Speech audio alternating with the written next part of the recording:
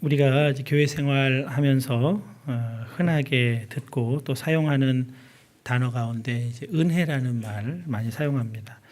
보통 은혜라는 말을 많이 사용할 때는 이제 예배 드릴 때입니다. 오늘 우리 찬양대 찬양으로 여러분 은혜 많이 받으셨죠?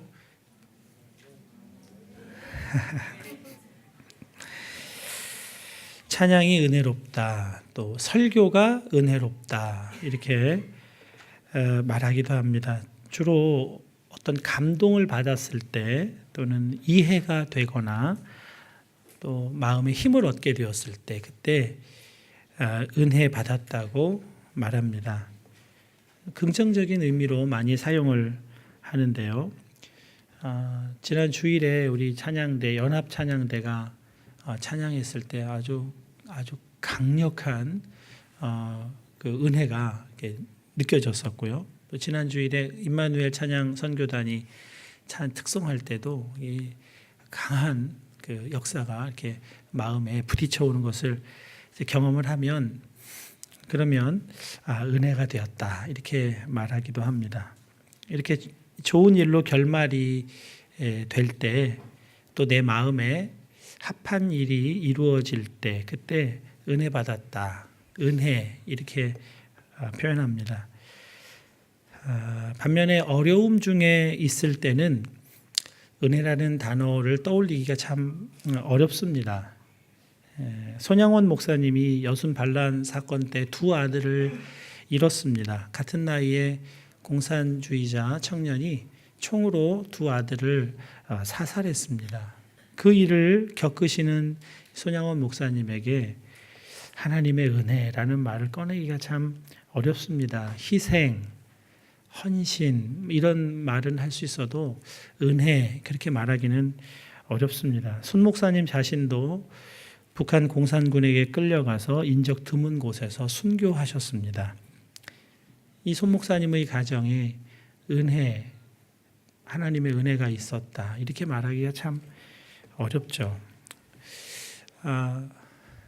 거기에는 우리가 생각하는 은혜에 대한 이해가 함께 결부되어 있기 때문에 그렇습니다. 은혜는 긍정적인 결과를 두고 하는 말로 생각하기 때문에 그렇습니다. 그 긍정적인 결과도 때로는 세속적인 가치관, 세속적인 성공과 관련해서 사용하기도 합니다. 그러나 하나님의 은혜는 우리의 생각과 다를 때가 참 많습니다. 요셉이 형들의 미움을 받아 애굽으로 팔려갔습니다. 그리고 애굽의 2인자 자리에 오르게 됩니다. 국무총리가 되는데요. 그로 인해서 수많은 사람들의 생명이 살고 특별히 아버지 집안, 야곱의 집안이 다 애굽으로 이주해 와서 그 굶주림을 모면하고 생명을 보존하게 됩니다. 요셉의 꿈대로 형들은 요셉에게 고개를 조아리는 그런 일이 일어납니다. 우리는 그 결과를 보고 하나님의 은혜라고 생각할 수 있습니다만 성경은 좀 다르게 말씀을 하십니다. 요셉이 애굽에 팔려가서 종살이를 시작할 때 그때 여호와께서 요셉과 함께 하심으로 이렇게 말씀이 나옵니다. 하나님이 그 종살이를 노예살이를 시작할 때 그에게 강하게 역사하셨다는 표현을 그렇게 하고 있는 겁니다. 그래서 그가 하는 일들이 잘 되고 형통하게 됩니다. 상황은 여전히 종살이인데 하나님의 은혜는 그에게 강하게 역사했다 하는 것을 성경을 통해서 보게 됩니다. 억울한 누명을 쓰고 다시 감옥으로 갑니다. 그때 다시 여호와께서 요셉과 함께 하심으로 저가 형통한 자가 되었다고 또다시 말씀을 합니다. 요셉에게 하나님의 은혜가 감옥에서 더 강하게 역사하셨다는 말씀으로 그렇게 읽을 수가 있습니다. 그러니까 하나님의 은혜는 사실 더 어렵고 더 힘들 때 더 강하게 역사하고 있는 것입니다. 우리가 그것을 느끼지 못할 뿐인 것이죠. 그러나 요셉은 하나님의 강한 임재와 은혜 그것을 아주 꽉 붙들었던 것 같습니다. 요셉이 전에 없이 어렵고 힘들 때 그때 하나님을 붙들었습니다.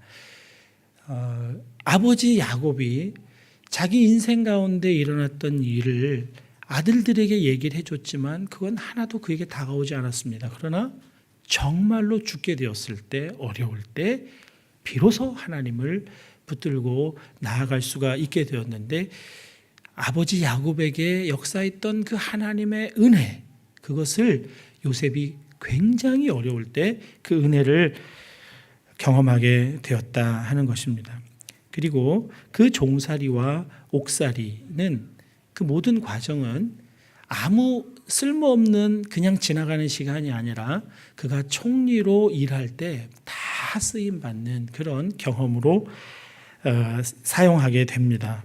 정말로 하나님을 사랑하는 자, 곧 그 뜻대로 부르심을 입은 자들에게는 모든 것이, 종살이가, 감옥살이가 모든 것이 합력하여 선을 이루는 겁니다. 하나도 버릴 것이 없습니다. 하나님의 은혜 가운데 사는 사람은 어려움이 아니라는 겁니다.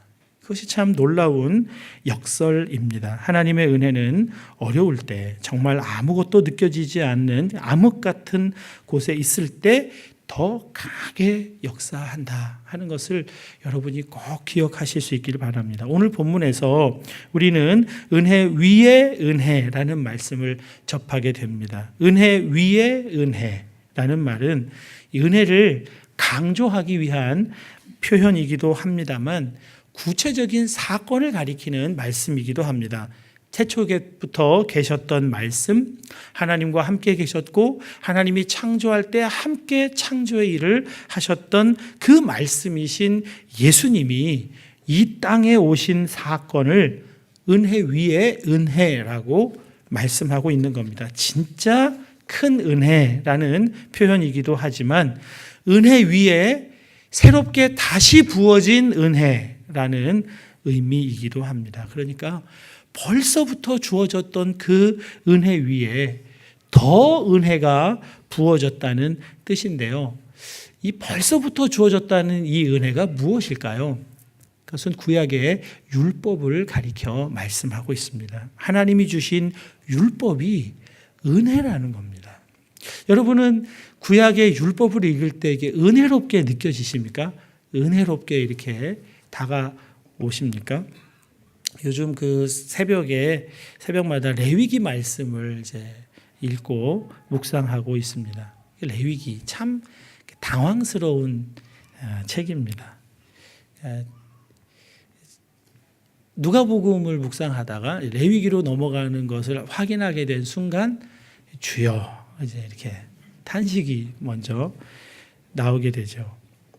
근데 여러분 놀라운 것은 이게 말씀이 어려우면 어려울수록 은혜가 안 될 것 같은 그런 말씀을 만날 때일수록 더 주님을 붙들게 됩니다. 주님의 지혜, 주님의 빛, 그걸 더 간구하게 됩니다. 제가 자랑을 하려고 하는 것도 아니고 팔불출이기 때문에 드리는 말씀도 아니라는 것을 여러분 이해를 해주고 좀 들어주시면 좋겠는데요. 레위기 묵상을 시작한 지 한 하루쯤 되었을 때 제 집사람이 이번에는 레위기가 좀 다르게 다가온다고 그렇게 말을 했습니다. 그 평범한 말이잖아요. 이번에는 레위기가 좀 다르게 다가오네. 이 말로 제 안에 레위기에 대한 묶임 또는 눌림이 이렇게 자유해지는 그것을 경험하게 되었습니다. 참 그 단순한 평범한 한마디 말인데 나도 레위기를 다르게 읽을 수 있겠다는 그런 희망도 생기고 소망도 생기고 다르게 읽어야지. 지금까지 내 경험으로 읽지 말고 다른 빛으로 읽어야지 하는 그런 마음이 이렇게 생겨나는 것을 깨닫게 되었습니다. 그래서 어려움이 문제가 아니라 그 어려움을 대하는 그 마음의 문제라고 하는 것을 다시 좀 생각하게 됐습니다.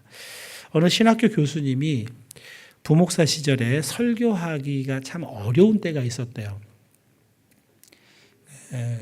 회중 가운데 두툼한 성경 두툼한 주해를 담고 있는 성경을 펴놓고 이 부목사님이 설교를 하며 항상 이렇게 체크를 하시는 장로님이 계셨대요. 그래서 그 장로님이 늘 이렇게 잘하고 있나 이거를 검사받는 것 같아가지고 그 앞에서 설교하는 게 참 어려웠다는 겁니다. 그런데 그래서 신학교 교수가 됐다. 그렇게 고백을 하는 겁니다. 그 장로님에게 흠이 되지 않을 만큼, 그 장로님의 지적을 받지 않을 만큼 더 열심히, 더 최선을 다해서 연구하고 설교를 준비해서 서다 보니까 전문적으로 신학을 연구하는 교수까지 되었다. 그렇게 고백을 하는 겁니다. 그러면서 후배 신학생들에게 그렇게 권면을 하시는 겁니다. 교회 안에 그런 분이 계시면 왜 그분은 좀 은혜롭게 들어주지, 왜 은혜롭게 안 들어주고 꼭 저렇게 무섭게 저러나 원망하거나 불평하지 말고 그분에게 감사하라고, 그분 덕에 바른 목사로 설 수 있게 된다는 것을 좀 기억하라고 그렇게 권면을 하셨다는 겁니다. 어려움을 어려움으로 받지 않는 것, 그것이 참 큰 은혜인 것입니다. 한 가지 조금 설교 주제하고 좀 다른 주제를 한 가지 권면을 드리면, 여러분 매일 말씀을 묵상하는 생활에 있어서 중요한 것은 내가 본문을 정하지 않는다는 겁니다. 본문을 남이 정해주고 남이 정해준 그 본문에 따라서 말씀 묵상을 해가야 한다는 겁니다. 내가 본문을 정해서 말씀 묵상을 하다 보면 내가 읽기 좋은 말씀, 나에게 쉽게 묵상되는 말씀으로 편중되기가 쉽습니다. 남이 정해놓은 것에 따라가게 되면 순종도 할 수 있고요, 말씀도 편식하지 않을 수가 있습니다. 그래서 시중에 나와 있는 큐티책, 그것을 사용하는 것이 도움이 된다 하는 것을 여러분 기억하십시오. 스킵하지 마시고 이건 묵상하기 어려우니까 하고 지나가지 마시고 순종하는 마음으로 따라서 말씀 묵상 생활을 하셔야 된다는 겁니다. 율법서를 읽는 일이 참 어려운 일입니다. 그것으로 묵상하는 일도 어렵습니다. 그래서 율법이 하나님의 은혜라고 하는 것을 참 받아들이기가 쉽지가 않습니다. 율법의 대표 계명을 10계명이라고 할 수 있겠습니다. 여러분 10계명 다 기억하십니까? 10계명에 관해서 큰 관심이 없으면 10계명 다 1계명부터 10계명까지 다 외우는 일이 어려울 것 같은데, 제 1계명이 뭔지 기억하십니까? 역시 우리 한마음교회는 이런 정도의 수준으로, 나 외에 다른 신을 섬기지 말라. 두 번째는 이러면 안 되는데, 너희를 위하여 새긴 우상을 만들지 말라. 우상 만들지 말라. 세 번째는 여호와의 이름을 망령되이 일컫지 말라. 네 번째는 안식일을 기억하여 거룩히 지키라. 다섯 번째는 내 부모를 공경하라. 역시 찬양대가 발군의 실력을 발휘하고 보고하고 계세요. 네, 감사합니다. 내 부모를 공경하라. 살인하지 말라. 간음하지 말라. 도적질하지 말라. 아홉 번째 계명은 내 이웃에 대하여 거짓 증거하지 말라. 열 번째 계명은 내 이웃의 것을 탐내지 말라. 다 말라는 겁니다. 금지 명령들로 이루어져 있습니다. 여러분 이 10계명을 읽을 때 은혜롭다 이렇게 느껴지십니까? 좀 부담스럽고 좀 이렇게 명령받는 것 같고 그렇습니다. 그런데 이 1계명에서 400계명까지를 요약한 것이 하나님을 사랑하라 하는 말씀으로 요약이 되고, 5계명에서 10계명까지를 요약한 말씀이 이웃을 사랑하라 하는 말씀으로 요약이 되잖아요. 하나님을 사랑하라, 이웃을 사랑하라, 참 은혜로운 말씀입니다. 그 율법은 하나님의 은혜가 담겨 있는 말씀인 것이 틀림없어요. 표현이 하지 말라, 금지하고 딱딱하게 명령하고 있으니까 은혜가 아닌 것 같지만 이 율법의 말씀이 은혜입니다. 그래서 여러분 율법서를 읽어가는 일, 묵상하는 일에 있어서 선입견 또는 그 표현 때문에 은혜가 아닌 것으로 그렇게 마음에서 이렇게 비켜놓으시면 안 됩니다. 십계명은 하나님께서 하나님의 백성을 구원하시고 그 백성이 어떻게 살기를 원하시는지 그 기준을 보여주고 있습니다. 하나님을 사랑하고 이웃을 사랑하는 백성됨이 하나님께서 이스라엘 백성들을 구원하시고 율법을 주신 이유입니다. 하나님의 백성으로 살아가는 길과 방법이 십계명 안에 나타나 있는 겁니다. 타락하기 전에 아담은 하나님하고 친구였습니다. 하나님이 에덴 동산에 산책을 나오시면 하나님과 같이 산책을 했어요. 그래서 하나님하고 대화하고 하나님하고 친밀한 시간을 보낼 수 있었습니다. 하나님이 이 일 좀 해줄래 하고 맡겨놓으면요, 일처럼 생각하지 않고 정말 기쁘고 즐겁고 행복하게 일을 했어요. 하나님을 정말 사랑했습니다. 아내를 정말 사랑했잖아요.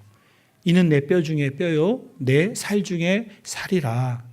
자기 몸처럼 생각했다는 겁니다. 아내를 타락하기 전에 그랬다는 거예요. 하나님을 사랑하고 이웃을 사랑하는 일이 타락하기 전에는 너무나 자연스럽고 그냥 일상생활이었습니다. 하나님이 십계명을 주신 이유는 그 타락하기 이전에 정말 하나님께서 인간에게 주시고자 했던 복과 생명이 가득한 그 삶으로 회복하게 하시기 위해서 계명을 주시고 율법을 주신 것입니다. 그래서 율법은 하나님의 은혜인 겁니다. 목표가 다시 회복이 된 겁니다. 그런데 이스라엘 백성들이 워낙 죄에 깊이 물들어 있었습니다. 신약에서는 이것을 가지고 옛 생명이라고 하고 옛 자아라고도 말합니다. 그런데 애굽에 속한 옛 본성, 그것이 너무 강하니까 하나님이 율법을 주셔도 그 율법에 따라서 살지를 못합니다. 그래서 하나님이 또다시 은혜로 주신 것이 있습니다. 그것이 뭐죠? 성막입니다. 하나님이 성막을 주셨어요. 성막이 뭐죠? 솔로몬이 웅장하게 성전을 지었죠. 그 성전의 모형이 되는 것이 성막입니다.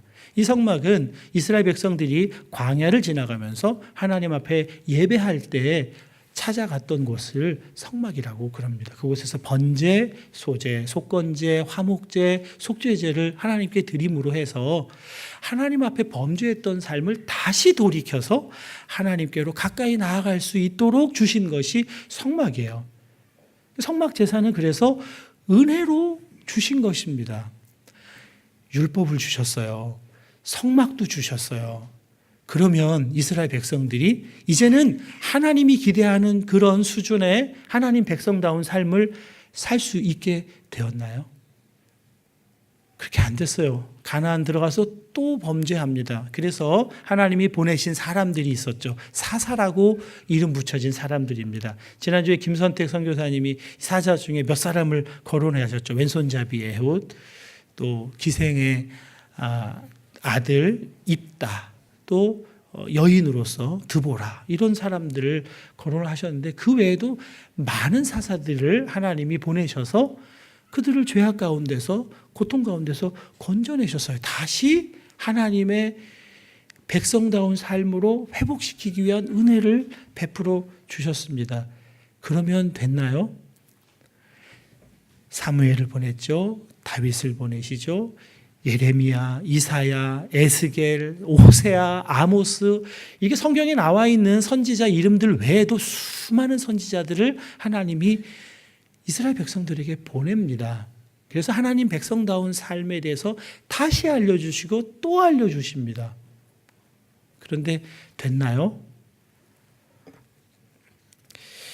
여러분, 하나님의 은혜는 계속된 실패입니다. 하나님의 은혜는 계속해서 거부됩니다. 하나님의 은혜는 계속해서 무시됩니다. 이것이 하나님의 은혜입니다.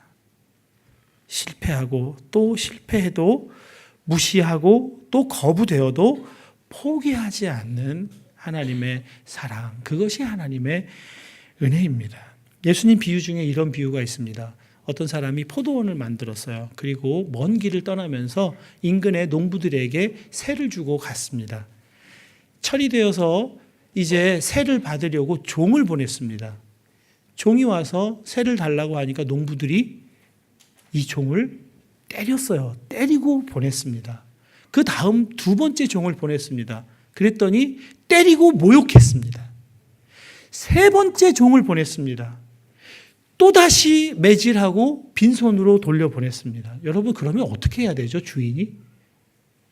군대를 끌고 가서 진멸해야죠. 은혜를 모르는 것들이잖아요. 심판해야죠, 군대를 끌고 가서. 그런데 어떻게 하죠? 하나밖에 없는 아들을 보내기로 합니다. 그러면서 이렇게 독백합니다. 내 사랑하는 아들을 보내리니 그들이 혹 그는 존대하리라.